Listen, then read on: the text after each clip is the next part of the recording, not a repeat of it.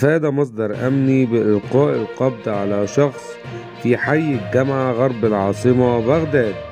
وقال المصدر أن قوة من شرطة نجدة القرح تمكنت من إلقاء القبض على شخص يحمل سلاح ويهدد المرة. ووثق مقطع فيديو لحظة القبض على الشخص بعملية خاطفة نفذها شرطي فاجئ المتهم من الخلف وتم القبض عليه.